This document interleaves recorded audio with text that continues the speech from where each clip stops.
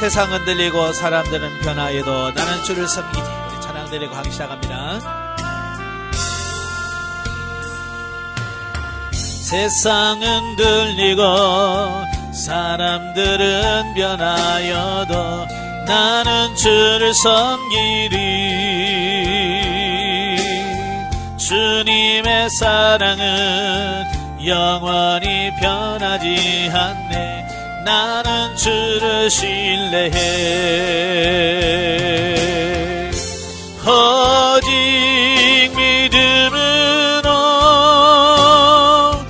믿음으로 내가 살리라.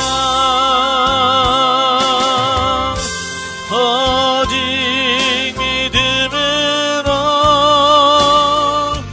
믿음으로 말미암아 살리라. 믿음은 들리고 사람들 주를 떠나도 나는 주를 섬기리.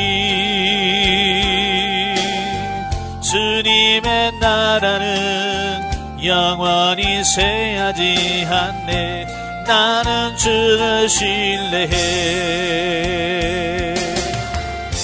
오직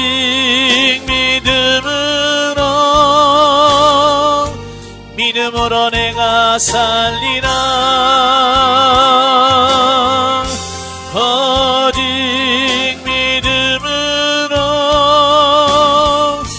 믿음으로 말미암아 살리라. 오직 의인은 믿음으로 말미암아 살리라. 오직 의인은 믿음으로 말미암아 살리라. 아멘. 기도하겠습니다. 은혜로우신 아버지 감사합니다. 오늘도 우리를 사랑해 주셔서 훈련의 낭소로 인도하시고 여호수아의 말씀을 같이 상고할 수 있도록 은혜 주셔서 감사합니다. 오늘도 말씀을 나눌 때 그 말씀들이 살아있는 말씀이며 생명의 말씀이 될 수 있도록 성령님 도와주옵소서. 시정을 맡겨오며 예수님의 이름으로 감사하며 기도합나이다. 아멘. 예, 이 시간에는 우리 교재 22쪽입니다. 여호수아서 교재 22쪽입니다. 그 맨 밑에 보시면 육신의 탐욕과 영적 자만을 경계하라. 아이성의 실패. 지난주에 이어서 영적 이해에 대한 부분을 이어서 하도록 하겠습니다. 교재 22쪽. 예. 여러분 중에 욕심 없는 사람 있어요, 없어요? 사람치고 욕심 없는 사람 없죠? 다 욕심이 있습니다. 물론 그 정도의 차이는 있죠. 근데 그 욕심이 결국은 우리를 영적으로 더 성장하지 못하게 만드는 요소 중에 하나다. 그 말이. 자, 오늘 본문에 보면 그 아간이란 사람이 나와요. 여호수아 7장 1절부터 5절에 보면 하나님께서 모두 바치라고 했는데 이 아간이 바치지 아니하고 그것에서 금덩이와 은덩이와 시날산 외투 한 벌에 숨겼단 말이에요. 결국 그것으로 인해서 이스라엘이 전쟁에서 패배하는 이런 결과를 가져와요. 자, 23페이지 보시면 이스라엘 자손들이 여리고를 물리쳤던 승리의 감격으로 자신감을 갖는 것은 좋았다. 그러나 문제는 그 자신감이었다. 이스라엘은 그 자신감으로 인해 하나님을 자신들의 전쟁에서 배제시켰다. 이게 중요한 거예요. 이 여리고성은 엄청나게 큰 성이에요. 그런데 이스라엘 백성들이 쉽게 여리고성을 이긴 거예요. 그러니까 그들이 어떻게 했어요? 교만한 거예요. 예? 사실은 여리고성 누가 무너뜨려줬어요? 예, 하나님이 한 건데 지네들이 한 걸로 착각한다고 말이에요. 그래서 이게 큰 여리고성을 무너뜨리니까 조그만 아이고 요까 있고 요것쯤이야 뭐 이렇게 돼버린 거예요. 우리도 마찬가지예요. 하나님 우리를 도우셔서 우리가 큰 어떤 일들을 할 때에 하나님이 도우셔서 했는데 우리는 하나님의 도우심이라기보다는 내 힘으로 하는 착각을 하게 된단 말이에요. 그래서 자기 힘으로 하려고 하는 어떤 그런 시도를 하는 거예요. 그 실패의 원인이에요. 자, 그래서 아이성 전투에 갈 때에 하나님을 그 아이성 전투에서 빼버린 거예요. 이 말은 무슨 말이에요? 하나님 그냥 쉬어요. 우리끼리 할게요. 이제 이렇게 되어진 거예요. 그래서 그들이 실패하게 되어지는 거예요. 근데 자신감이 지나치면 그게 뭐가 되냐? 교만함이 된다. 그 얘기예요. 자, 우리의 삶 속에서 하나님을 배제시키는 것은 더 이상 자신감이 아니라 자만이다. 예, 자만에 빠진 이스라엘은 아이성 싸움에서 실패하고 말았다. 문제는 이스라엘 백성들은 여리고 성과의 전쟁에서 얻은 승리감에 도취되어 그만 그 전쟁에 하나님께서 싸워주신 전쟁이었다는 사실을 잊었다는 것이다. 우리도 가끔 그렇습니다. 예, 하나님께서 이겨주신 것을 마치 우리가 이긴 것처럼 착각한다 그 말이에요. 예, 그래서 우리 힘으로 하는 것이 아니라 하나님께서 주시는 힘으로 우리가 이길 수 있다는 걸 꼭 기억하시길 바랍니다. 그래서 그들은 하나님께 묻지 아니하고 전쟁을 하게 된 거예요. 여호수아가 여리고성을 무너뜨릴 때 철저하게 물었잖아요. 그래서 하나님께서 하루에 한 바퀴 돌아라, 마지막 7바퀴 돌아라 다 가르쳐 줬어. 근데 아이성 전투할 때는요, 정탐꾼 2명 갔다 와가지고 어떻디? 그러니까 뭐예요? 다 갈 필요 없습니다. 한 2, 3천명 가도 되겠는데요. 쪼매내가지고 뭐 이러니까 그래? 그럼 3천명 가라. 이렇게 했더니요. 이게 하나님께 묻지 아니하고 자기 힘으로 했단 말이에요. 여러분도 마찬가지예요. 하나님께 묻지 아니하고 하면 우리 실패해요. 그래서 끝까지 하나님께 묻고 가야 된다 그 말이. 자, 우리가 영적인 세계에서 조심하지 않으면 자칫 자신감이 자만으로 변질될 우려가 있고 그럴 때 여지없이 우리의 패배의 쓴맛을 보게 될 것이다. 우리의 전쟁은 하나님께 달려있다. 맞죠? 예, 다윗이 그렇잖아요. 예, 골리앗과 전쟁에 나가면서 야 너는 창과 칼과 단창으로 오지만 나는 만군의 여호와 이름으로 간다. 왜? 전쟁은 하나님의 손에 달려있다 그 말이. 우리 이런 고백이 우리 안에 있어야 돼. 영적인 가나안 생활은 진리의 말씀을 따라 하되 내 생각, 내 마음대로 판단하고 내가 주인이 되는 것이 아니라 하나님의 명령대로 온전히 순종하는 사람이 되어질 때에 승리하는 삶을 살게 될 것이다. 아멘. 자, 3번 남방과 북방의 정복에 대한 말씀이에요. 9장 1절부터 12장 24절까지인데요. 24페이지. 자, 이스라엘이 가나안 남방과 북방을 정복하는 과정 속에서 전리품을 처리하는 방법으로 하나님께서는 2가지를 말씀하십니다. 첫째는 하나님 앞에 예물로 드려야 할 것이 있어요. 이 여리고 전투가 그거예요. 그 다음에 백성들이 취할 수 있는 것들이 구분되어 있습니다. 그러니까 내가 가져도 되는 것과 내가 가져서는 안 되고 하나님께 다 바쳐야 될 게 있어요. 이 아이석은 가나안에 들어가서 첫 번째 전투예요. 어쩌면 첫 번째 전투에서 얻은 소득, 첫 열매는 누구 것이라고 그랬어요? 예, 하나님의 것이란 말이에요. 그러니까 여리고성은 첫 열매예요. 그러니까 첫 열매를 내가 가져가면 돼요, 안 돼요? 안 되죠. 근데 아간은 거기서 취했단 말이에요. 그래서 실패한 거예요. 그러니까 우리도 마찬가지로 심을 것과 먹을 것이 있다고 분명히 우리가 물질 영성에서 배웠죠.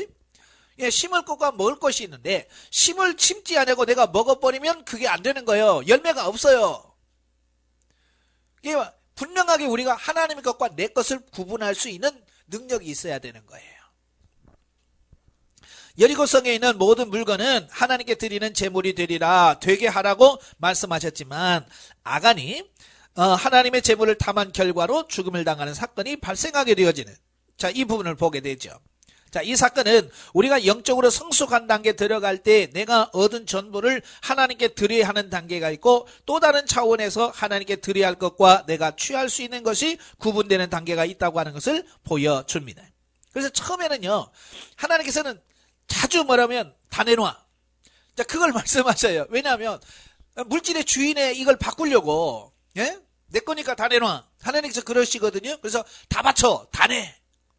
처음에는 훈련 차원에서 그래요. 그러나 나중에는 이제 물질을 얻은 것에 몇 분에 너 이거 내게 얼마 내고 너는 얼마 써 라고 하는 먹을 거와 씹을 것에 대한 분별력이 생기는 거예요. 저도 영성훈련 처음 받을 때, 물질 훈련 받을 때 하나님께서 주로 너의 가진 것이 얼마냐 전부 바쳐라, 이 말씀을 많이 하셨거든요. 그러니까 어느 집회 가면 하나님께서 그러시는 거예요.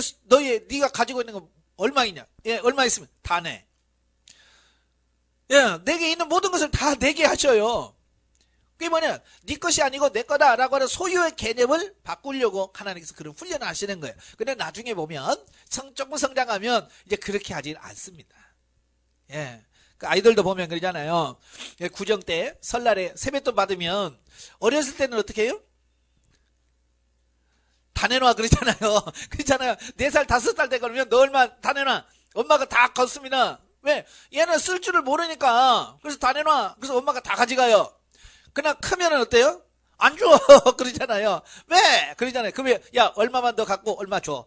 이렇게 협상을 하잖아요. 그죠? 그러나 그 아이가 나중에 더 크면 어떻게 돼요? 달라고 안 해요. 그냥 다 맡겨. 그러면 지가 알아서 적금할 건 적금하고, 예? 살 거 사고 하면서 자기 한단 말이에요. 마찬가지, 영적인 성수도 마찬가지예요. 이런 하나님의 의도를 모르고 자기 육신의 욕망대로 재물을 마음대로 사용하면 반드시 아간과 그 가족이 죽음을 당한 것처럼 하나님의 징계를 피할 수 없을 것이다. 오늘 우리도 마찬가지라 그 말이에요. 예, 또한 이스라엘 백성들이 가나안 남방과 북방을 모두 정복하고 소유했을 때 땅을 배분받고 안식을 누렸던 것처럼 오늘날 우리도 철저하게 하나님의 말씀의 법칙대로 순종하고 실행하여 우리 속에 들어있는 모든 육신적인 것을 몰아내고 쳐서 박멸할 때, 그래서 하나님께서 원래 허락하셨던 하나님의 형상을 온전히 회복할 때 그 회복하는 만큼 진정한 안식을 누리게 될 것이다. 이건 변함없는 진리예요. 예나 지금이나 내가 심은 대로 거두고 행한 대로 받는 것은요, 예나 지금이나 동일한 원리예요. 이건 변하지 않습니다. 자, 그런데 가나안 정복 전쟁에 있어서 우리가 또 주의할 게 뭐냐면 기브온 족속 같은 사람들이 있더라 그 말이에요. 기브온 족속은 가만히 보니까 이스라엘이 막 가는 것마다 이겨요. 그러니까 자기들도 이스라엘과 싸워서 싸우면 질 것 뻔하거든요. 그러니까 속이잖아요. 멀리서 온 것처럼 속여가지고 우리 멀리서 왔습니다. 처음 새 신발 신고 왔는데 다 달아졌네요. 예? 새빵 가지고 다 곰팡이 쓸었네요. 속이잖아요. 그래서 결국 그들을 받아들여게 되는 어떤 그런 부분이에요. 그러니까 사단은 광명한 천사처럼 어떻게 한다고 그랬어요? 가장해서 우리에게 접근한다고 그랬지. 그러니까 그런 부분을 분별할 수 있어야 돼.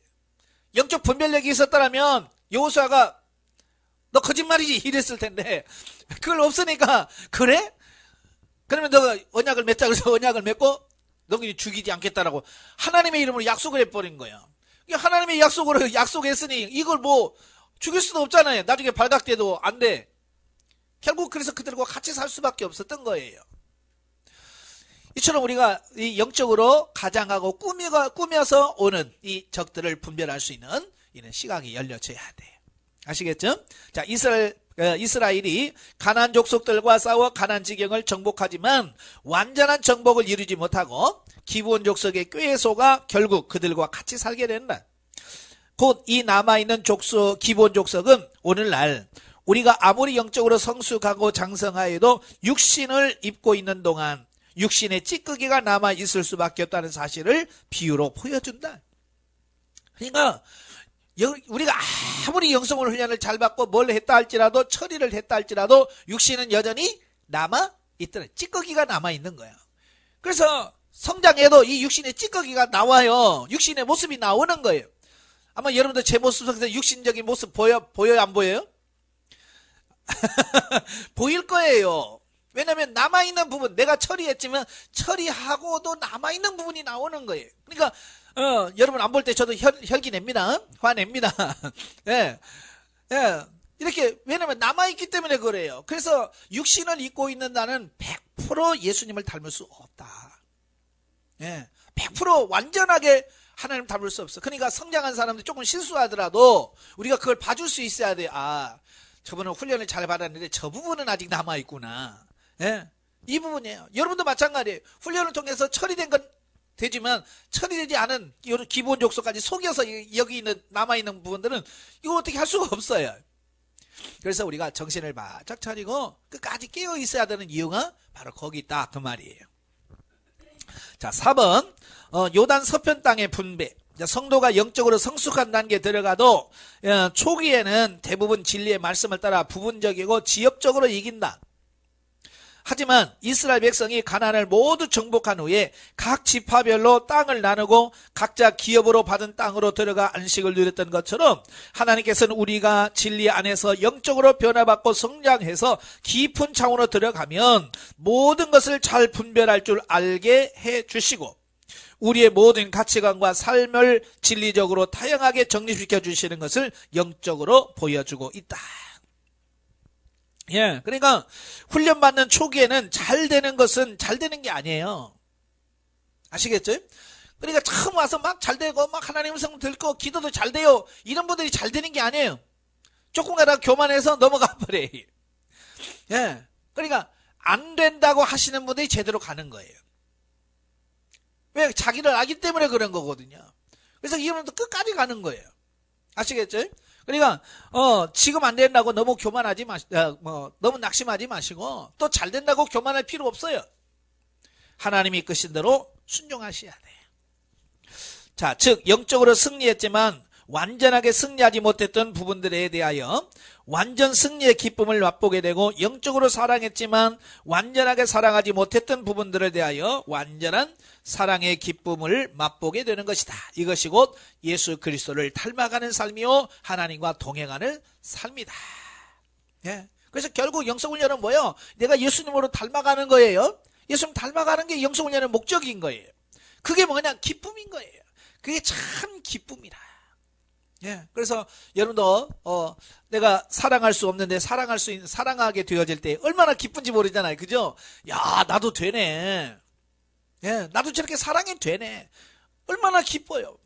그때 참 기쁨이 넘치는 거거든요. 자, 결론을 말합니다. 24장 11절 14절에 보면 너희가 요단을 건너 여리고에 이른즉, 예, 쭉 말씀합니다. 그러면서 뭐라고 말씀하냐면 마지막에 이제는 여호와를 경외하며 온전함과 진실함으로 그를 섬기라. 이 여호수아가 마지막 유언을 남기죠. 죽기 전에 너는 여호와만 섬겨라. 그래야 산다라고 말씀합니다. 이 결론의 말씀은 하나님께서 이스라엘 백성들에게 안식을 주신 지 오랜 후에 여호수아가 나이 많아 늙어 하나님의 부르심을 받기 전에 백성들에게 베푼 고별사이다. 즉 이스라엘이 이와 같은 안식을 누리게 된 것은 스스로의 칼이나 창으로 된 것이 아니라 하나님께서 친히 싸워주셨기 때문이라는 말씀을 우리는 주목해야 된다. 우리가 영성을 해서 뭘 돼도 내 힘으로 되는 게 아니에요. 하나님께서 하신 거예요. 그래서 사도 바울도 고린도서 15장 10절에 뭐라고 말씀합니까? 나의 나 된 것은 오로지 하나님의 은혜로 되어진 것이다 라고 고백하잖아요. 우리도 하나님의 은혜로 되어졌다 라고 고백할 수 있는 삶이 되셔야 돼요. 오늘날 우리가 모든 영적인 생활에서 정복하고 승리한 것은 우리 스스로가 신령하고 성숙 있기 때문이 아니라 하나님께서 우리에게 힘을 주시고 지혜를 주셨기 때문이라는 사실을 명심해야 한다. 자, 27페이지 본문 이해로 들어가죠. 자, 1장에 보시면 이제 가나안 입성 명령 준비에 대한 말씀을 합니다. 자, 1절부터 9절 보면 이스라엘의 새 지도자 여호수아.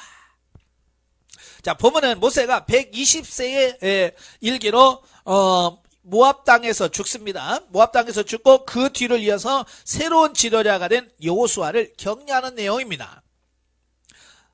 예, 사실 여호수아는 모세가 지도자로 있을 때 수종자였어요. 옆에서 그 많이 도와주고 협력한 사람이 누구냐면 여호수아예요.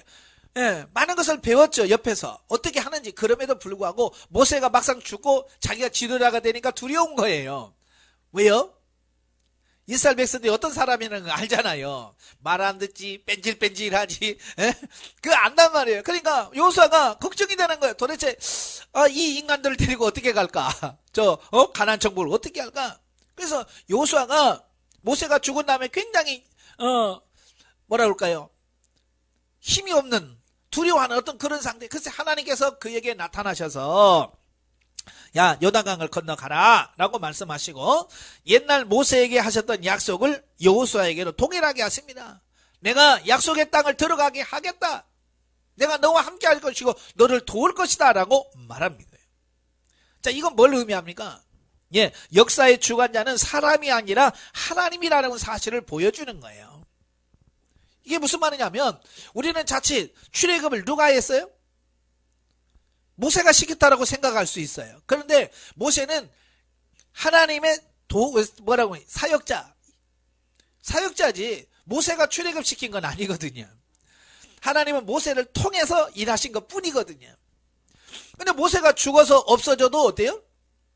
하나님의 뜻은 계속 여호수아를 통해서 이루어지는 거예요. 이게 역사의 주관자가 하나님이라는 거예요. 여러분도 마찬가지예요. 근데 마치 내가 역사의 주관자가 되어지는 것처럼 착각하는 분들이 많이 있어요. 그런 분들이 주로 뭐라고 하냐면 내가 없으면 그 말을 많이 해요. 내가 아니면 이 집은 안 돼. 그죠? 특별히 우리 여집사님, 여권사님들 집에서 살림하신 분들 우리 집은 내가 없으면 우리 집은 안 돼. 이거 뭐냐면 자기가 주관자라는 거예요. 역사의 주관자라는 거. 아니에요. 여러분 죽어봐요. 잘 살아. 아시겠지? 남자들도 마찬가지고 내가 아니에요. 왜냐하면 역사의 주관자는 내가 아니고 하나님이시기 때문에 그래요. 예. 목사님 중에는 그런 분들 많거든요. 이 교회는 내가 없으면 안 돼. 아니에요. 죽어봐요. 후임자가 와서 더 잘할 수도 있어요. 그러니까 이 말이 무슨 말이냐면 너무 교만하지 말고 역사의 주관자가 하나님이라는 것을 인식하십시오. 내가 없어도 하나님께서 끌어가실 거라고 하는 것. 내가 없어도 우리 가정 하나님께서 끌어가실 거. 내가 안 해도 우리 자식을 하나님께서 교육하시고 훈련하고 끌어가실 거라는 거야. 근데 그걸 모르니까 맨날 자식을 넣어서 울면서 아이고, 내가 죽으면 저걸 어떡하냐. 맨날 그러고 있는 거예요. 죽어봐요. 잘 산다니까. 왜냐하면 역사의 주관자가 하나님이시니까. 모세가 없으면 이스라엘 죽을 것 같잖아요. 안 죽잖아요. 그죠? 이 모세 죽어도 여호수아를 통해서 더 잘 살아요. 가나안 땅에 들어갑니다. 모세는 못 들어갔지만. 예? 역사의 주관자는 하나님이요. 왜? 그래서 하나님이 사람은 죽어도 하나님께서 계속 그 역사를 이끌어 가신다. 그 이야기를 하고 있는 거예요.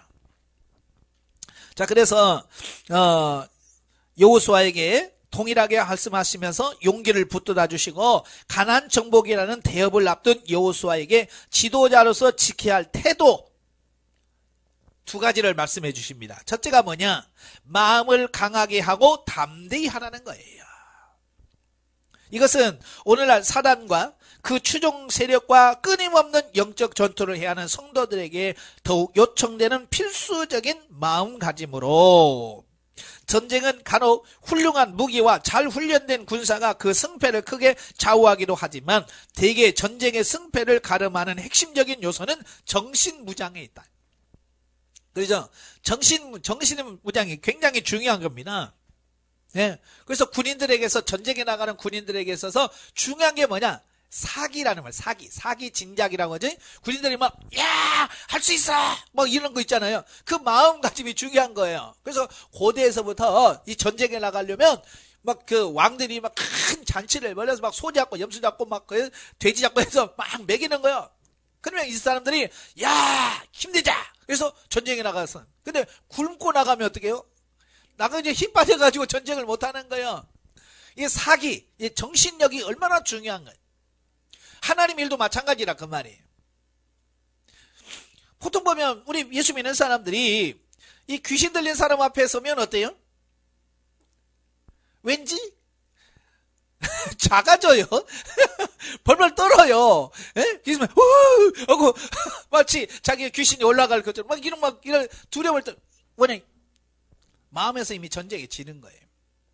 하나님 뭐라고 그래? 강하고 담대하라.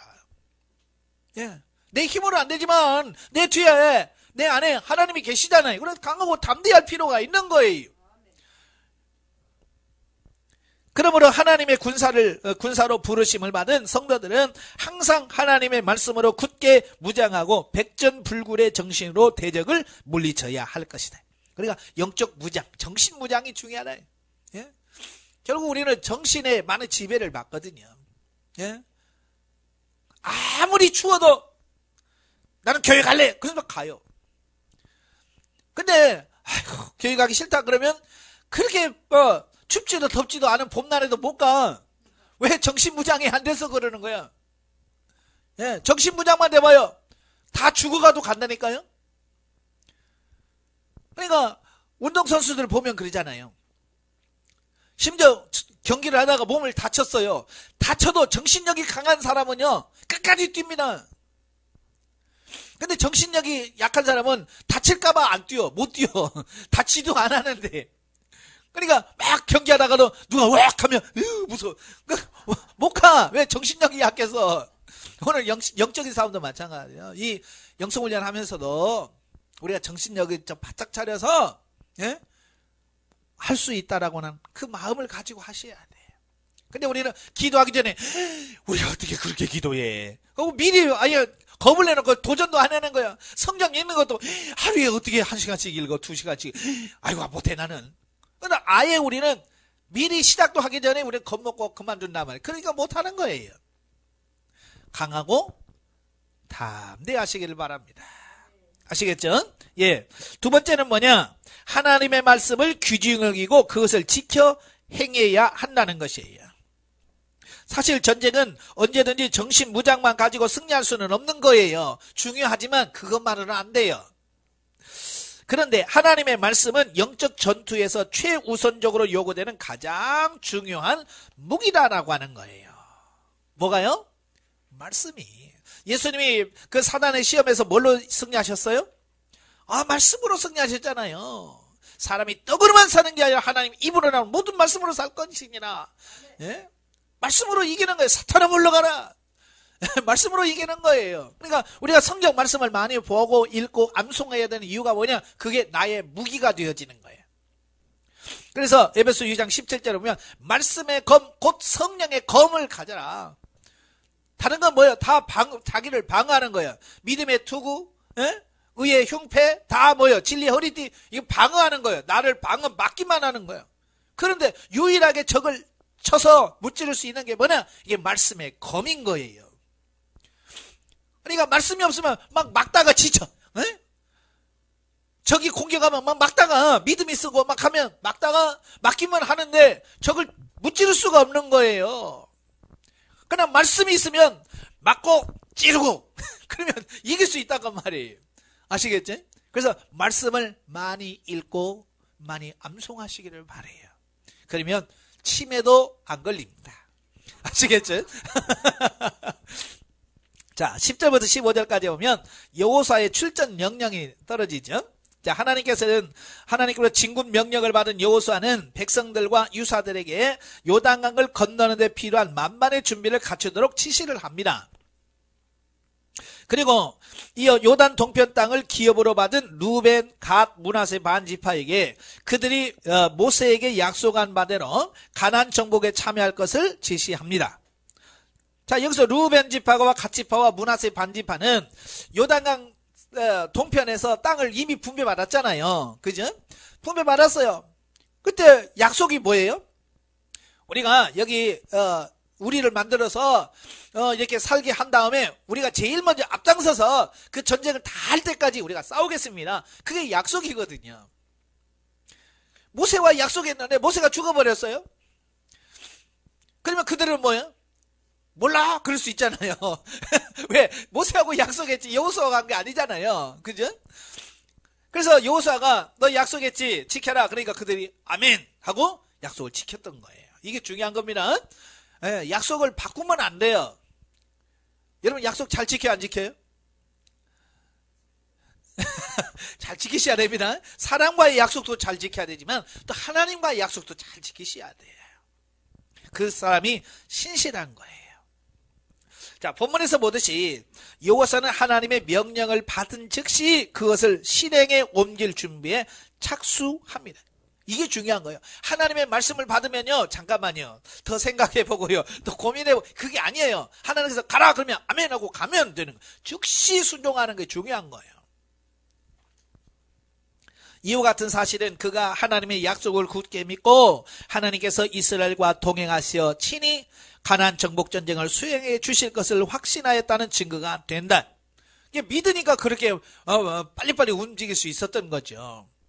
그리고 자신들을 통하여 역사하시고자 하시는 하나님의 뜻에 부합하기 위해 인간적인 측면에서도 할 수 있는 최선의 노력을 다했음을 시사해 준다. 그러니까 우리가 어떤 일을 할 때에 하나님이 하실 일이 있고 인간적인 측면에서 내가 할 일이 따로 있는 거예요. 근데 보통 사람들은, 보통 신앙인들은 뭐냐면 자기가 할 일을 안 해요. 내가 할 일을 안 하고요, 하나님이 할 일만 자꾸 채촉하는 거예요. 하나님이 하십시오. 자기 할 일도 다 하나님께 떠넘기는 거예요. 그러지 마세요. 분명히 하나님이 하실 일이고 내가 할 일이 따로 있어요. 그러니까 예를 들어서 이런 거예요. 예, 기도해야 되는데 하나님이 하실 일은 뭐예요? 기도해서? 하나님이 하실 일은 뭐예요? 그냥 우리가 기도하면 기도를 들으시고 기도에 응답하시고, 그죠? 성령님이 하실 일은 뭐예요? 우리가 기도 잘할 수 있도록 성령께서 능력 주시고 우리 입술을 주장하시고 생각을 주관하셔서 기도할 수 있도록 도와주는 역할을 합니다. 그러나 하나님이 막 강제로 우리 기도하는 우리에게 막 입을 열어서 막 입을 벌리게 하고 뭐 소리를 내게 하실까요? 하나님 강제로 해요, 안 해요? 안 해요. 기도의 자리에 가서 무릎 꿇고 기도하는 일은 누가 해야 돼요? 그렇죠. 내가 해야 돼요, 내가. 근데 우리는 뭐라고 해? 누워가지고 하나님 기도하고 싶은데요, 기도가 안 돼요. 기도할 수 있게 주시옵소서. 누워가지고 이불 속에서 그러고 있으니 기도가 돼야 안 돼요? 하나님 뭐라고 그래요? 그래, 알았어. 그래, 기도해. 내가 도와줄게. 그러니까 내가 벌떡 일어나서 무릎 꿇고 아버지 하고 기도하면 그때 하나님 도와주실 텐데, 우리 누워가지고 할 생각도 없어. 아버지께서 그냥 벌떡 일어나게 하셔서 기도하게 주세요. 이러단 말이에요. 이게 내가 할 일과 하나님이 하실 일, 이걸 분별을 못하는 거예요. 왜? 어려서. 애기들은 그렇잖아요. 지가 할 일과 부모가 할 일을 잘 모르잖아요. 그렇죠? 그래서 그냥 뭐 지가 손으로 떠먹을 수 있는 대로 먹여줘 하고 있단 말이에요. 왜? 애기니까. 분별을 못하니까. 애기 때 모르면 그럴 수 있지만 성장해서는 알잖아요. 내가 먹어야 된다는 거 아니까. 여러분도 이 구분을 잘 하시길 바래요. 자, 특히 여호수아가 전쟁 중에 먹을 양식을 준비하도록 지시하신 것은 매우 적절한 조치였다. 왜냐하면 전쟁을 수행하다 지친 군사들이 육신의 기력을 회복하는 데 기본적으로 필요한 것이 뭐냐? 식량이죠. 이와 같은 사실은 영적 전쟁을 수행하는 하나님의 군사들에게도 매우 중요한 교훈을 주는데, 왜냐하면 성도들이 부단히 악한 무리와 싸우기 위해서는 늘 영의 양식인 하나님의 말씀을 공급받아야 하기 때문이다. 즉 성도들은 하나님의 말씀을 묵상하고 그로 인해 은혜 받을 때 영혼이 곤고하지 않으며 항상 새 힘을 얻을 수 있게 된다. 예, 말씀을 통해서 영의 양식을 충분히 공급받았을 때 우리가 힘을 얻는 거야. 요즘에 성도들이요, 힘 있어요, 없어요? 쉽게 메가리가 없어. 왜? 말씀의 은혜를 공급을 못 받는 거예요. 애기들이 밥을 안 먹으면 어떻게 힘을 내겠어요? 군인들이 밥을 안 먹고 어떻게 힘을 내겠어요? 먹을 걸 공급해 줘야죠. 영의 양식을 충분히 공급해 줘야죠. 예. 그래서 말씀이 들어가야 돼. 양식을 들어가야 돼요. 아무리 젊고 힘 있는 사람이라도요, 안 먹으면 힘 못 씁니다. 안 먹으면 힘 없어요. 말씀이 들어가야 돼요. 오늘날도 성도들이 마찬가지예요. 주일날에 예배 드리면서 강단에서 선포되는 말씀을 통해서 아멘, 아멘하고 그 말씀을 통해서 힘을 얻고 용기를 얻어보세요. 세상을 이길 수 있는 힘이 생겨요. 근데 교회 가서 은혜를 못 받고 온단 말이에요. 그죠? 은혜 못 받으니까 세상에서 무슨 이길 힘이 있겠어요? 마귀 밥 됐지. 혹시라도 교회에서 은혜를 못 받았다면 여러분이 따로 하나님의 말씀을 묵상하면서, 그죠? 집에서 말씀을 읽으면서 그 말씀을 통해서 영의 양식을 충분히 섭취했을 때 영이 힘을 얻어서 살아갈 수 있게 되어지는 거예요. 그러니까 누구 핑계대지 말아요. 많은 분들이 아이고 우리 교회는요 하면서 맨날 그 목사님 핑계만 대고 자 그러거든요. 그러지 마세요. 여러분이 이제 조금 성장했잖아요. 스스로 밥을 떠먹을 줄은 알잖아요. 그지? 그러니까 스스로 말씀을 읽고 묵상하면서 영의 양식을 취할 수 있는 여러분이 되셔야 돼요. 사실 저도 목회를 합니다만은 교회 안에 보면 성도들이 여러 종류잖아요. 그죠? 믿음 있는 사람, 없는 사람, 처음 온 사람, 뭐 수십 년 된 사람. 그러니까 이 사람들을 골고루 먹을 수가 없는 거예요. 그래서 주일 낮 같은 경우는, 저 같은 경우는 가장 이유식 같은 걸 준비해요. 가장 쉽고 편하고 누구나 들어도 이해할 수 있는 편한 말씀을 주는 거예요. 그러니까 그 주일날 그 말씀 하나 가지고는요, 사실 일주일 못 삽니다. 왜냐하면 처음 사는 분도 있잖아요. 그런 사람에게 깊은 얘기하면 못 알아듣잖아요. 그러니까 주일 낮에는요 제일 편하고 가장 쉽게 얘기합니다. 왜? 거기는 주일 학생도 있고 중학생도 있고 학생도 다 있으니까. 그러나 이제 수요일날 저녁이라든지 금요일날이라든지 새벽 같은 이런 데는 뭐예요? 짧지만 깊은 이야기를 하는 거예요. 그래서 수요 예배, 주일 오후 예배 같은 거 부모도 들어와서 더 깊은 말씀을 듣고 그래야 영의 양식이 공급이 되어지는 거예요. 어쨌든 말씀을 많이 보세요. 29페이지입니다. 16절 18절에 보면 요단 동편 세 지파의 맹세. 보면은 이미 요단 동편에서 기업을 얻은 세 지파, 곧 루벤, 갓, 므낫세 반지파가 여호수아로부터 가나안 정복 사업에 동참해 줄 것을 지시하자 그들은 여호수아에게 대한 무조건적인 순종을 맹약합니다. 그리고 모세와 함께 하신 하나님이 여호수아에도 함께 하실 것을 기원한 후 누구든지 여호수아의 명령에 순종치 아니한 자는 하나님의 징계를 받으리라는 말로 여호수아를 격려하고 있습니다. 자, 왜 백성들이 여호수아의 말을 듣습니까? 여호수아가 힘이 세서요? 아니잖아요. 여기서 뭐라고 그래요? 모세에게 함께 하신 그 하나님이 당신과 함께 하실 때 이게 중요한 거예요. 하나님이 함께 하실 때에 그게 권위가 되어지는 거예요. 자, 목사의 권위가 뭐예요? 가운 입었다고 권위가 아니잖아요. 그죠? 목사 위에 하나님이 함께 하신다고 하는 부분이 느껴지고 인식되어졌을 때 목사의 권위를 인정해 줄 수 있는 거예요. 집에서도 마찬가지예요. 자식들이 부모의 권위는 뭐냐? 우리 엄마는, 우리 어머니는 그렇게 교회에서 기도하시면서 하나님이 함께 하셔 라고 하는 하나님이 함께 하신다는 그 권위를 자식들이 느낄 때에 부모의 말에 철저히 순복하게 되어지는 거예요. 하나님이 함께 하신다고 이게 뭐예요? 그게 가장 큰 권위예요. 여호수아는 뭐예요? 모세 살아있을 때 그 수종자야. 예. 그러니까 모세는 존경할 수 있지만 모세 뒤치다거리 했던 그 여호수아를 어떻게 그 말 듣겠어요. 그런데 뭐냐면 하나님이 함께 하신다면, 그죠? 모세에게 함께 하신 그 하나님이 당신과 함께 하신다면 우리가 무슨 말인지 다 순종하겠습니다. 하나님이 함께 하시는 것이 뭐예요? 권위의 최고봉이라 그 말이에요. 여러분도 하나님이 함께 하시기를 바라요. 여러분에게 함께 하신 하나님이 함께 하신다는 것을 느끼면 남편이 여러분을 참 잘해줄 거예요. 아내가 여러분의 말에 순종할 거고요. 다 하나님이 함께 하신다는 걸 믿을 때. 구약에 보면 특히 그 요셉의 삶을 보면 그가 보디발의 집에 노예로 팔아가잖아요.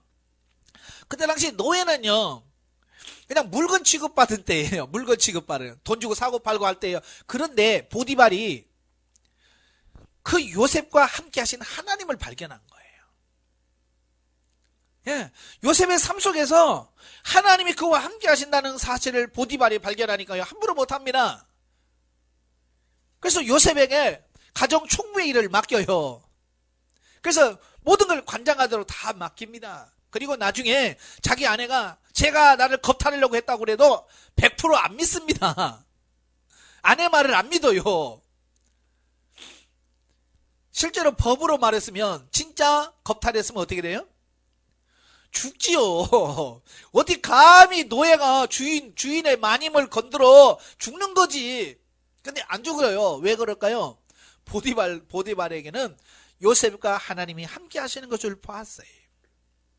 그러니까 자기 아내가 제가 나를 겁탈하려고 했다고 그래도 안 죽이고 감옥에다 넣어놓는 어떤 이런 부분을 보게 되는 거예요. 그만큼 하나님이 함께 하신다고 하는 것이 큰 권위라. 여러분과 함께 하시기를 바랍니다. 자, 사실 이미 자신의 목표를 달성한 자가 다른 사람의 목표를 달성해 주기 위해서 자신의 생명을 걸고 수고한다는 것은 쉽지 않다. 그럼에도 불구하고 요단 동편에서 이미 기업을 차지한 세 지파는 기꺼이 자신들의 생명을 내걸고 가나안 정복에 참여할 것을 맹세하였고 실제로 앞장서서 전쟁을 수행하였다. 이러한 그들의 순종은 모세와의 약속을 성실히 준행했다는 측면 외에도 하나님께 대해 여전히 신실했다는 증거이기도 하다. 예. 이게 사람이라는 것은 목표가 있을 때에 열심히 할 수 있는 거거든요. 자, 예를 들어서 이런 거요. 자, 월드컵, 올림픽이라든지, 뭐, 아시안 게임이라고 할 때, 운동선수들 있잖아요.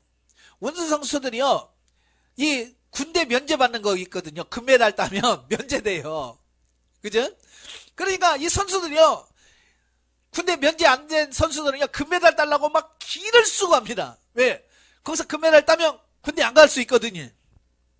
그러니까 가끔 축구 선수라든지 야구 선수에 누구를 집어넣냐면 군대 안 간 선수들 있잖아요. 그죠? 면제 받으면 너무 좋아할 것 같은 선수들을 이렇게 뽑아서 거기다가 팀에다 넣습니다. 왜요? 얘는 죽게 살기로 합니다. 여기서 하여간 이기면 금메달 따면 군대 안 갈 수 있거든요. 그러니까 그 와일드 카드라고 하는 거 쓸 때에 군대 안 간. 근데 이미 군대를 갔다 왔든지 면제받은 친구들은요, 그게 없어요.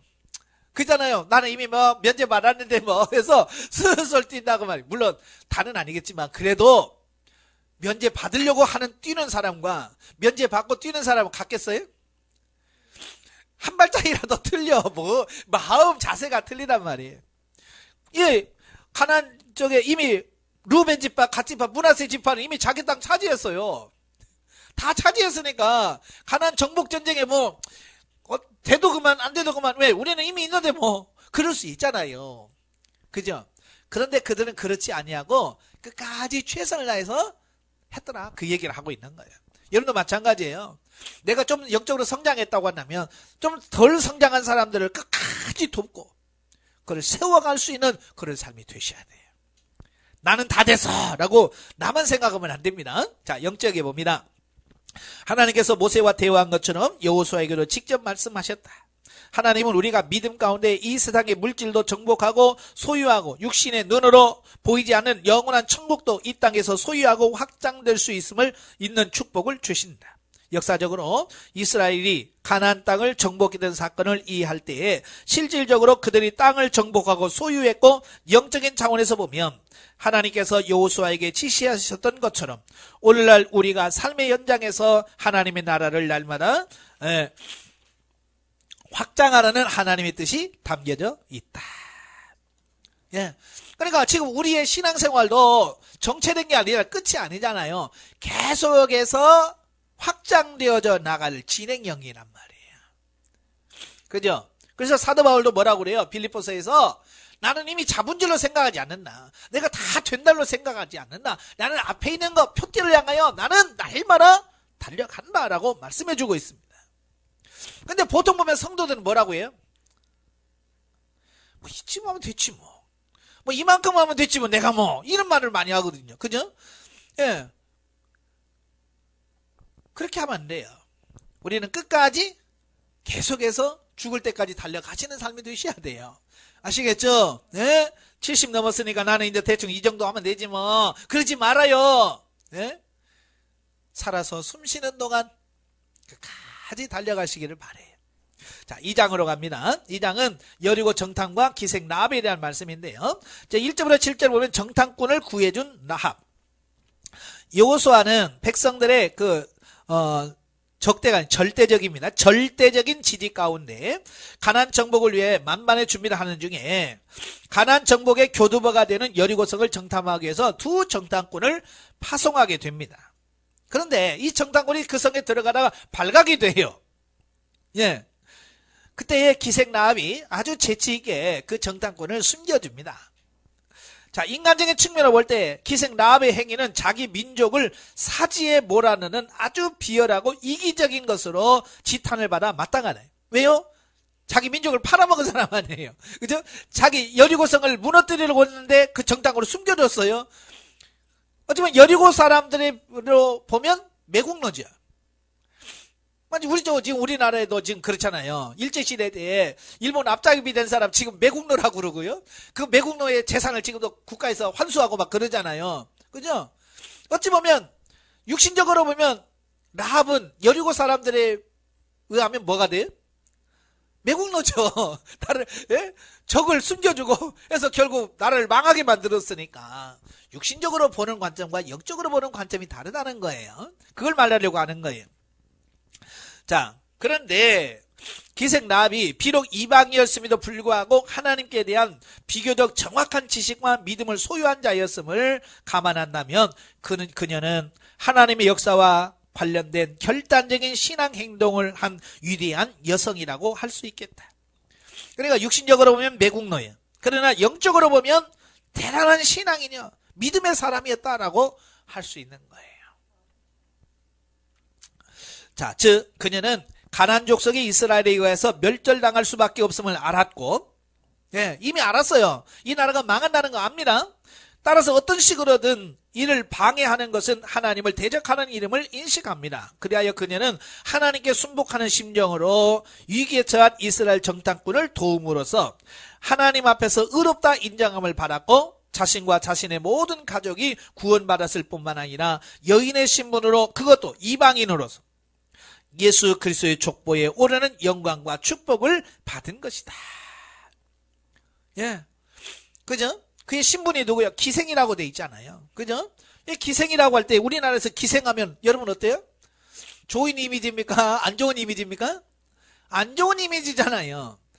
직업이 기생이니까. 자, 그럼에도 불구하고 그가 구원을 받게 되고 예수님의 족보에 오를 수 있었다. 뭘 통해서? 그렇죠. 믿음으로. 그러니까 성경은 구약이나 신약이나 구원받는 데 있어서 최고의 뭐냐? 믿음이란 말이에요. 믿음으로 구원받는, 이걸 실질적인 역사적인 사건을 통해서 보여준 사건이라고 볼 수 있는 거예요. 그러니까 이 라합은 어느 모로나 구원받을 수 있는 자격이 없어요. 그죠? 혈통적으로 이방인이죠. 그것도 여자지요. 그것도 기생이지요.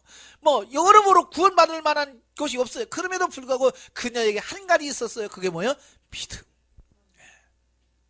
우리도 믿음으로 구원받는다는 거 꼭 기억하시고. 자, 8절부터 21절까지 보면 라합의 신앙과 구원의 붉은 줄. 자, 보면은 재치 있는 행동으로 이스라엘의 두 정탐꾼을 구원해준 라합의 믿음을 보여준다. 즉 라합은 하나님이 이스라엘에게 가나안 땅을 주시려는 것을 알고 있었다. 자, 그게 고백으로 알 수 있어요. 그러니까 이 기생 라합의 신앙은 감정적인 게 절대로 아니에요. 감정적으로 하나님을 믿는 게 아니고 정확한 팩트, 사실을 가지고 믿는 거예요. 자, 그래서 나는 안다. 이 땅을 너희 하나님이 너희에게 주신 걸 나는 안다는 거예요. 뿐만 아니라 이스라엘이 홍해를 건너고 요단 동편의 아모리 족속의 두 왕 시온과 옥을 쳐부순 일이 하나님의 권능으로 됐다라고 하는 걸 내가 믿는다는 겁니다. 뿐만 아니라 오직 여호와만이 상천하지, 땅과 하늘에서 유일한 하나님이라는 걸 나는 믿는다. 이 믿음이 바로 그 일을 하도록 만들었다라고 하는 거예요. 우리도 사실을 알아야 믿을 수 있어요. 왜 우리가 믿는다고 하지만 여기서 어리버리하냐면 말씀에 대한 확신이 없는 거예요. 하나님이 구원해 주신다. 글쎄, 그 사람이 어떻게 자신 있게 하나님이 일할 수 있겠어요? 구원에 대한 확신이 없는데, 그죠? 말씀에 대한 확신이 없는데. 그래서 우리가 구원에 대한 확신, 말씀에 대한 확신을 갖기를 바래요. 자, 그러면서 간절한 심정으로 이스라엘이 여리고 성읍을 공격하는 날에 자신과 가족의 생명을 구원해 주도록 간청을 합니다. 이에 정탐꾼들은 뭐라고 말하냐면 자신을 달아내린 창에다가 붉은 줄을 매어놓고 온 가족이 집안에 있으면 구원을 얻게 되리라고 하는 보증을 줍니다.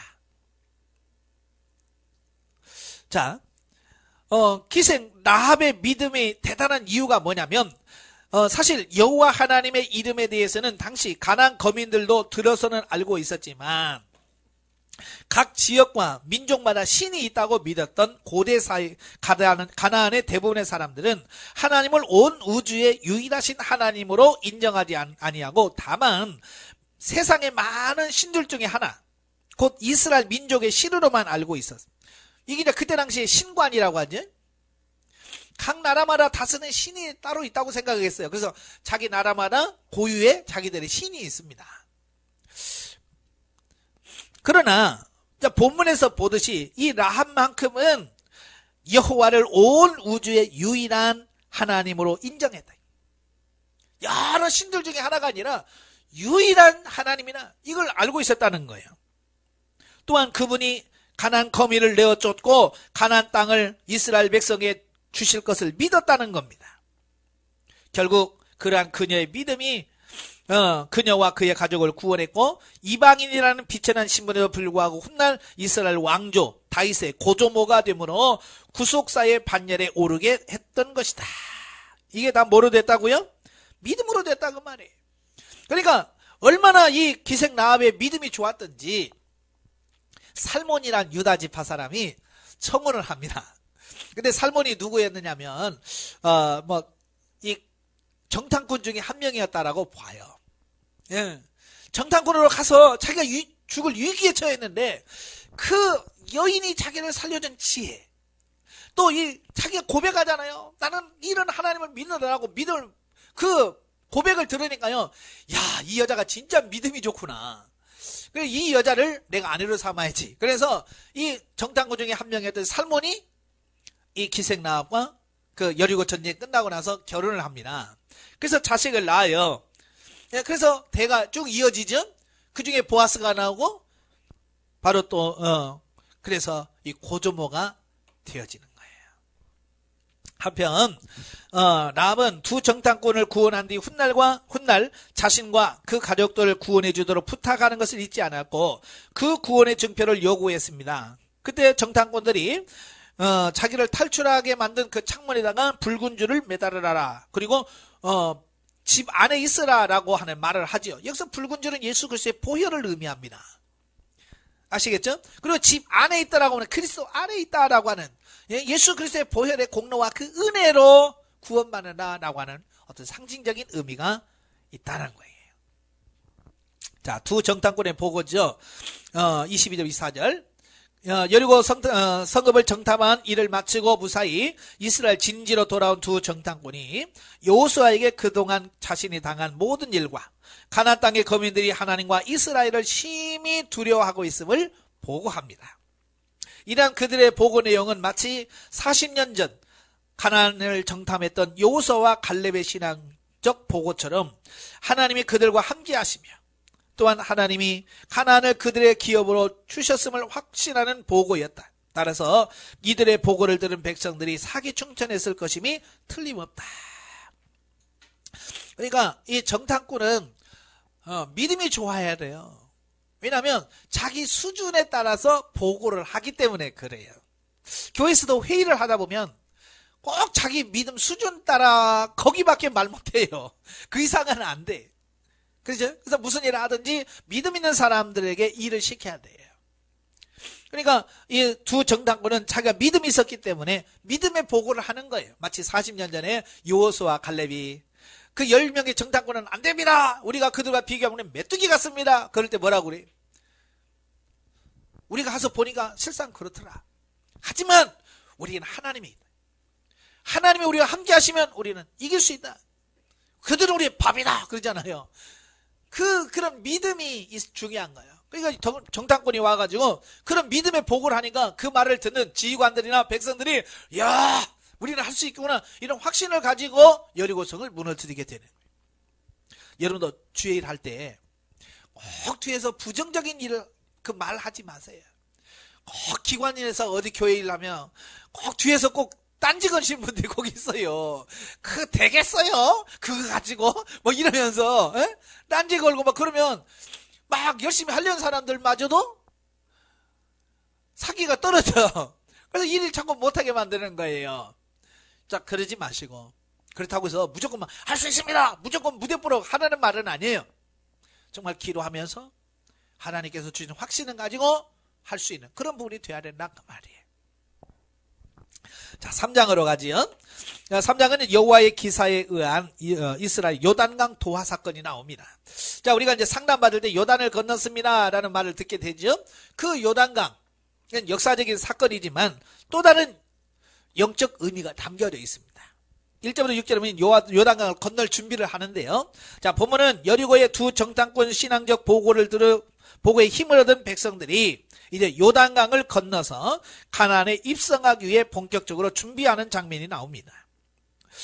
그동안 이스라엘 백성들은 요단강 동편에 시딤이라고 하는 곳에 진을 치고 있었어요. 예. 자, 그때에 3일 후에 떠난다 라고는 명령을 내리게 됩니다. 예, 그리고 행진하는 방법에 대해서 다시 한번 지시를 하고요. 자, 그러면서 여기서 요구하는 게 있어요. 그게 뭐냐면 백성들로 하여금 스스로 자신을 성결케 하도록 지시를 내립니다.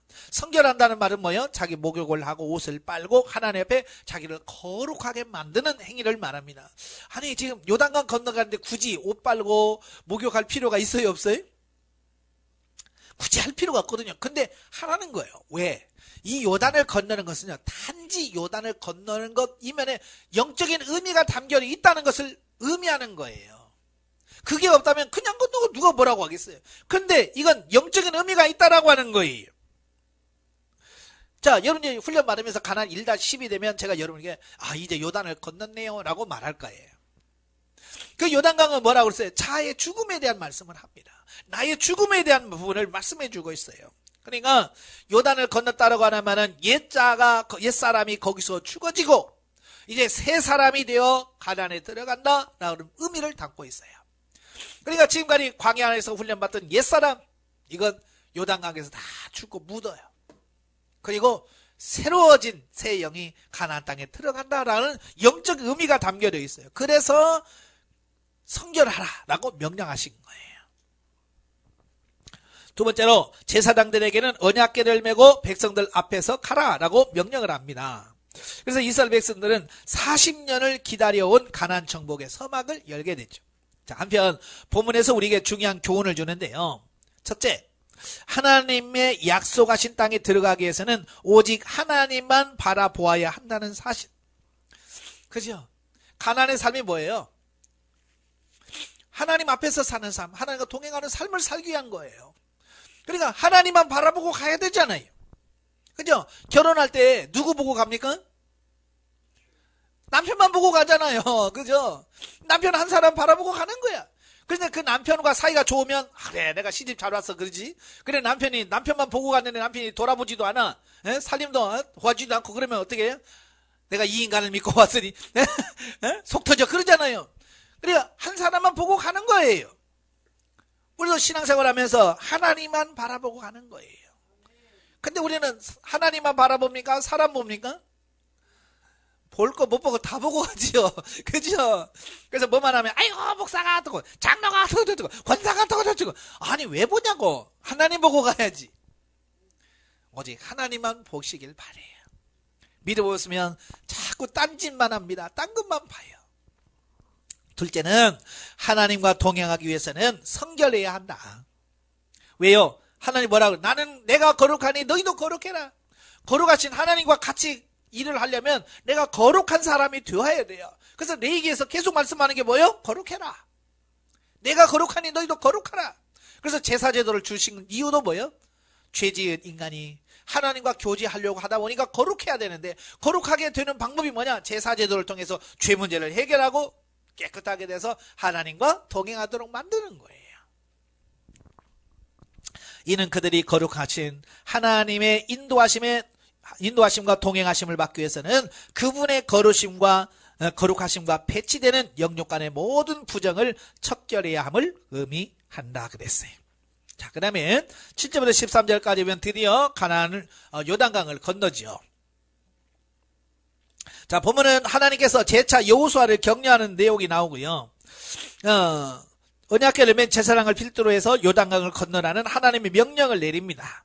이러한 본문의 내용은 결국 요단강 도하가 오직 하나님의 주권적인 섭리로 말미암아 이루어질 것임을 말씀해주고 있습니다. 예.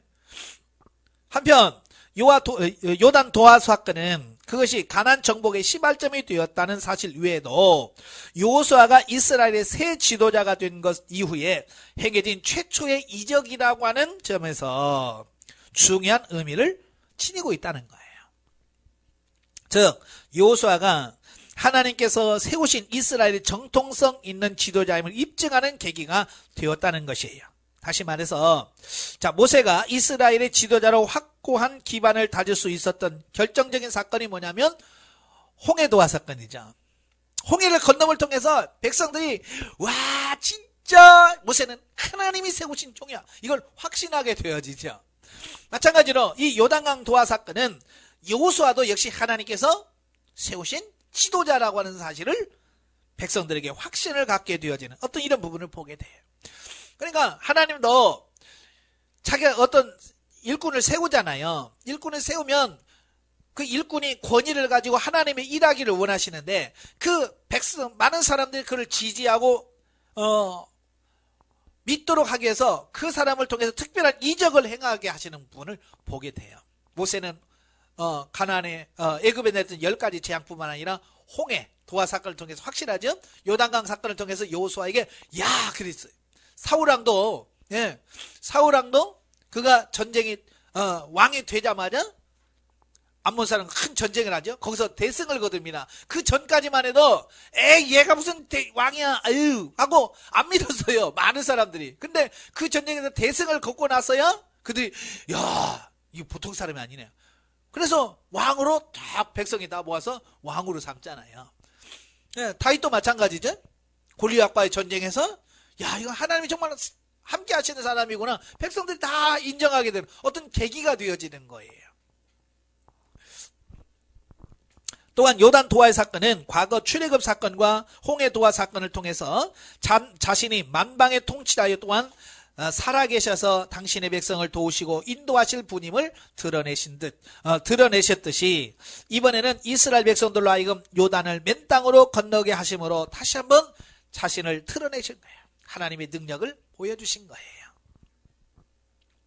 자, 요단강을 건너는 이스라엘 보면은 먼저 언약궤를 맨 제사장들이 그 백성들 앞에 행했음을 언급하고 이스라엘이 요단강을 건널 때의 시기와 흐르던 요단강물이 멈춘 사실들에 대해서 말씀해주고 있습니다.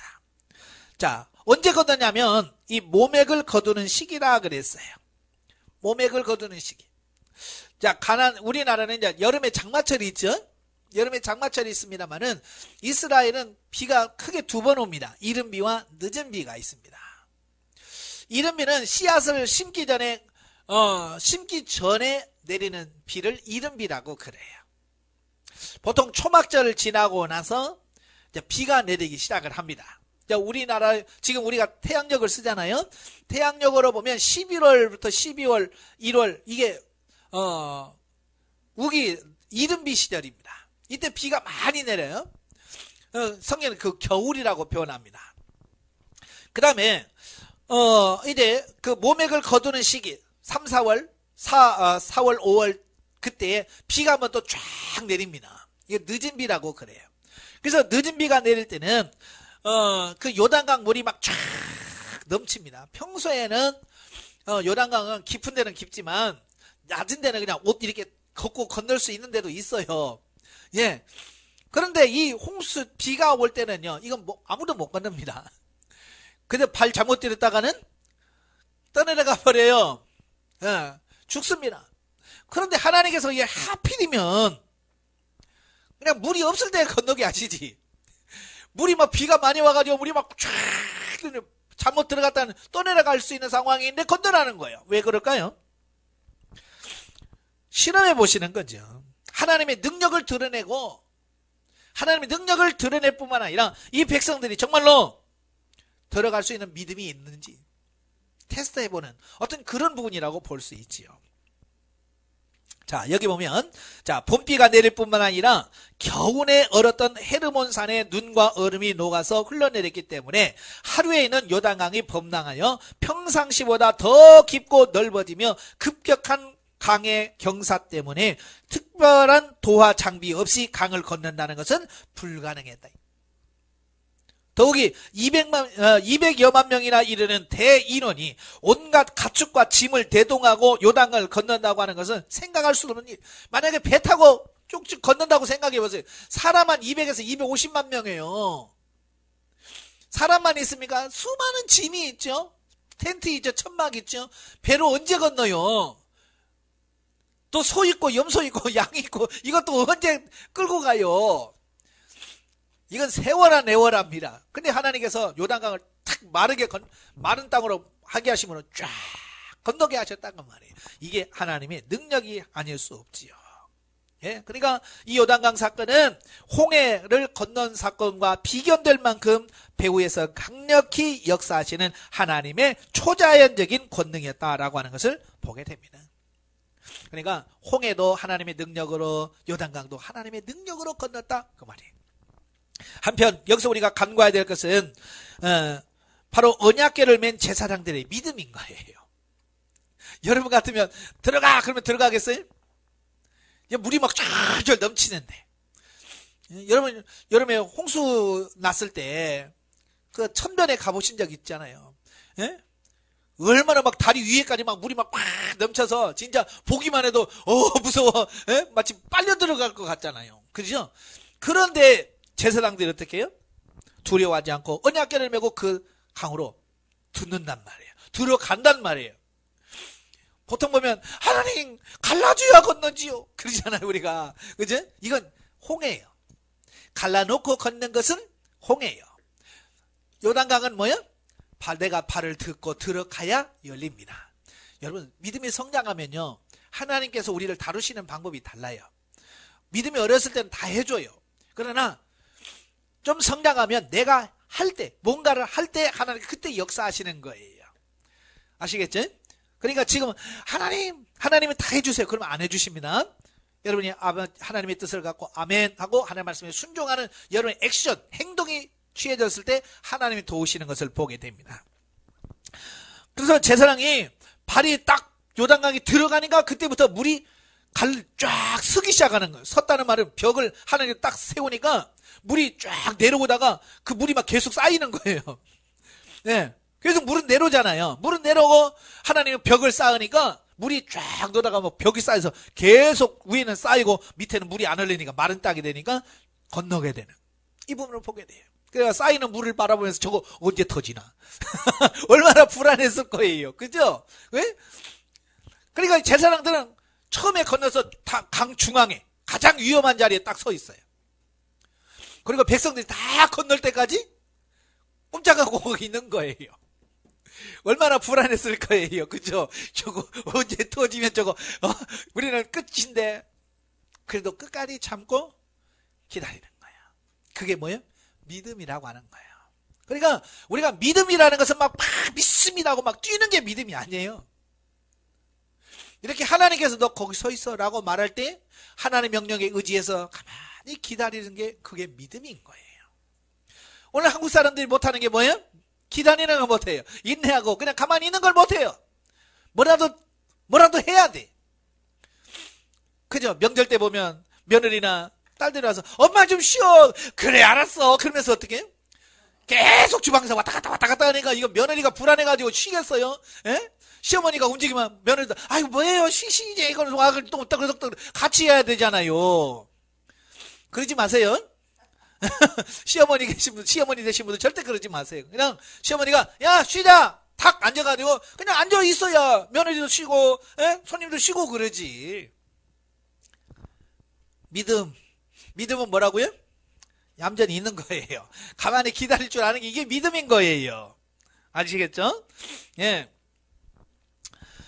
우리는 자신을 구원하기 위해서 아무것도 할 수 없지만 하나님은 당신을 의지하는 우리의 믿음을 보시고 큰 권능과 구원을 베풀어 주신다. 영적이 봅니다. 14절부터 17절에서 이스라엘 백성들이 하나님의 말씀대로 요단강을 밟아 물이 갈라지고 백성들이 요단강을 건너는 역사적인 사건이 나오는데 이는 육신적으로 보면 전혀 불가능한 일일지라도 하나님의 말씀대로 순종하면 하나님의 말씀이 그대로 이루어진다는 진리를 보여줍니다. 예, 그러니까 말씀에 순종할 때에 구원할 뿐만 아니라 우리 영성도 아름답게 형성되어진다. 순종하시길 바래요. 자, 4장입니다. 요단강 도화 완료 및 12돌을 기념비로 세우는 사건이 나와요. 자, 1절부터 9절에 보면 요단강 가운데 세운 기념비. 자, 보면은 요단강을 다 건넌 이후에 요단강 바닥에서 돌 24개를 취합니다. 네.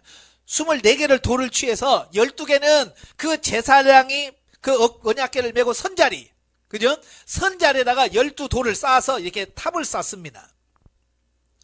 그리고 12돌은 그들이 요단강을 건너서 처음 수경지인 숫곳에 길갈에다가 12돌을 쌓았습니다. 그러니까 똑같은 돌이 요단강 중앙에도 있고 저 강가에 또 쌓여 있어요. 이건 뭐냐? 기념비예요. 요것과 같다라고 하는 의미를 담고 있습니다. 사실 고대 사회에서는 이 전쟁에서 승리하거나 어떤 중대한 일이 있을 때 돌을 취해서 기념비를 쌓는 일들이 흔했어요. 그죠? 주로 이제 약속을 하거나 언약을 맺거나 할 때 이 돌을 쌓지요. 그래서 이 돌을 기념비로 하자. 이제 그렇게 해서 돌단을 많이 쌓습니다. 그와 같이 하나님께서도 이스라엘로 하여금 기념비를 세워서 요단을 마른 땅처럼 도한 사건을 기념하도록 만드신 겁니다. 특히 요단강 제사장이 기념비로 사용된 돌들이 다 요단 제사장들이 언약궤를 메고 섰던 강 한가운데서 취했다는 것. 요단강 가운데 있는 그 한가운데는 돌을 취했다고 하는 것. 여러분, 지금처럼 장비가 좋으면 요단강 강 가운데 있는 돌을 드러낼 수 있지만 예전처럼 잠수 장비가 있습니까? 그런 데서 돌 24개를 취해 온다는 게 쉬워요, 어려워요? 어렵지요. 근데 거기서 12돌을 취했다고 하는 말은 하나님께서 요단강을 마른 땅으로 만들었다라고는 증거가 되어지는 거예요. 아시겠죠? 증거가 되어지는 거예요. 그래서 나중에 역사적 사실이라고 하는 사실을 증명하기 위해서 하나님께서 기념비로 세우라라고 말씀해주고 있습니다. 10절부터 18절까지 보면 요단강 도와 광경이 나옵니다. 본문 10절, 11절, 15절, 18절에 보면 언약궤를 맨 제사장들이 요단강을 밟는 순간 강물이 멈췄고요. 모든 백성들이 요단강을 다 건넙니다. 그때까지 제사장들은 계속 거기에 서 있는 거죠. 그리고 나중에 다 건넌 다음에 제사장들의 발이 육지 요단강을 벗어나서 마른 땅을 딱 밟는 순간 어떻게 돼요? 지금까지 쌓였던 물이 쫙 흘러가는 거예요. 그걸 바라봤을 때 그 감동이 얼마나 컸을까요? 그죠? 이는 곧 언약궤로 상징되는 하나님께서 함께 하시는 한 어떠한 장애물도 이스라엘의 앞길을 가로막을 수 없다는 것을 알게 되고 또 요단강 도화가 전적인 하나님의 인도하심 가운데 진행됐다. 어떻게 사람이 그걸 하겠어요? 할 수 없죠. 하나님이시니까 하셨다. 하나님이 하셨음을 증명할 수 있는 부분이 되어집니다. 자, 또한 요단 동편에서 갓 기업을 얻은 루벤, 갓, 므낫세 반 지파가 모세와 여호수아에게 한 약속을 성실하게 준행하였음을 보여주고 있죠. 즉 그들 세 지파는 자신들의 재산과 가족들을 보호할 인원만, 최소한의 인원만 남겨두고 약 4만 명가량의 정예부대를 구성하여 백성들의 선두에 서서 요단을 건넙니다. 이 같은 사실은 그들이 하나님과 사람 앞에서 신실했다는 사실 외에도 이들이 현실에 안주하려 하지 아니하고 형제의 어려운 짐을 나누어지고 하나님의 뜻을 성취하고자 하는 진취적인 기상과 신앙을 소유했음을 보여준다. 이것이 영적으로 성장한 사람들의 모습이 되어야 될 줄로 믿습니다. 그러니까 성장하면 자기 자신만 잘하면 돼. 나만 잘하면 되는 아니에요. 남을 세울 수 있는, 남을 도울 수 있는 그 수준까지 가야 돼요. 자, 19절 24절 보면 요단강 도와 기념비를 세우죠. 자, 본문에서는 여호수아는 백성들이 강을 건넌 후에 여리고 동편 길갈에 진을 치자 거기다 기념비를 세웁니다. 기념비를 세운 취지에 대하여 설명하는데요. 이때 출애굽 제 41년 1월 14일 그러니까 이스라엘이 애굽을 떠난 지 40년이란 시간이 흘렀습니다. 그러니까 모세를 통해서 애굽을 빠져나오니 40년 만에 딱 40년 만에 요단강을 건너게 되어지는 거예요. 참 오래 걸렸죠. 그러니까 실상 애굽의 람세스에서 이곳 길갈까지는 약 보름거리에 불과하다. 이게 중요한 거예요. 지금 몇 년 걸렸어요, 얘들은? 이스라엘은? 40년 걸렸잖아요. 근데 사실은 그 거리는요, 보름이면 갈 수 있는 길이에요. 그러니까 발 빠르고 한 사람은 일주일 내지 이러면 열흘이면 갈 수 있는 거리예요. 그런데 그게 40년 걸렸단 말이에요. 그 이유가 뭐예요? 그 이유가 뭐예요? 예, 불신앙, 불순종, 이 두 가지예요. 하나님을 믿지 못하는 거고 하나님께서 말씀하실 때 불순종한 거예요. 이 불자 들어가면 안 돼요. 아시겠죠? 불신, 불신앙. 이거 뭐 깊이 들어가면 다 똑같은 건데요. 하여간 이것 때문에 못 들어간 거예요. 그 이유는 과거 이스라엘이 하나님께 불순종한 탓이었다. 그렇죠? 가라. 그런데 못 간다고 그러지. 예? 그래서 하나님의 말씀을 믿지 못하고 순종하지 않은 이유 때문에 그렇다. 그래서 결국 이 때문에 40년이란 기나긴 세월을 광야에서 보내는 동안 출애굽 1세대는 멸절하고 출애굽 2세대만이 가나안에 들어갈 수 있게 되었는데, 이러한 사실은 누구는 물과 성령으로 거듭나지 아니하고는 아무도 하나님 나라에 들어갈 수 없다는 구속사적 교훈을 줍니다. 예. 그래서 구약시대는 불순종해서 불신해서 못 들어갔어. 신약시대는 물과 성령으로 거듭나지 아니하면 하나님 나라에 들어갈 수 없다라는 진리를 동일하게 보여주고 있습니다. 아시겠죠? 그래서 믿음이 없는 사람은 영적인 요단강을 건너지 못합니다. 예. 수십 년을 신앙생활하고 교회를 다녀도 믿음이 없는 사람은요, 광야에 있을 수는 있어도 이 가난에, 영적인 가난에 들어갈 수는 못합니다. 요단강도 못 건너요. 나중에 이제 여러분이 영적 치유, 영성과 영적 치유라는 책을 같이 볼 거예요. 그 책에 보면 찰스 솔로몬이라는 분이 그 얘기를 해요. 대다수의 신앙인들이 광야를 통과하지 못하고 광야에서 다 죽더라. 왜? 하나님 말씀에 순종하고 믿어야 되나? 안 믿어. 불순종하는 거야. 그럼 못 들어가는 거예요. 여러분도 하나님을 꼭 믿으시기를 바랍니다. 아시겠죠? 한편 앞에서 살펴본 바 요단강 중앙에 세운 기념비는 영적인 측면에서 옛사람이 요단강 가운데서 묻혔다, 이걸 의미해요. 그리고 즉 주 안에서 죽어 장사됨을 상징하는 반면에 길갈에 세운 기념비는 성도들이 주 안에서 죽어 함께 새 생명으로 부활됨을 상징합니다. 이런 기쁜 뜻이 담겨져 있는 거예요. 요단강 가운데 잠겨 있는 그 돌비는 나는 죽었다, 옛사람은 죽었다, 그걸 기념하는 거예요. 그러면 길갈에 세운 그 돌비는 뭐야? 내가 예수 그리스도와 함께 다시 부활했다, 이 의미를 담고 있는 거야. 이런 영적인 깊은 의미가 있기 때문에 요단강을 건너기 전에 하나님 뭐라고? 성결부터 해라.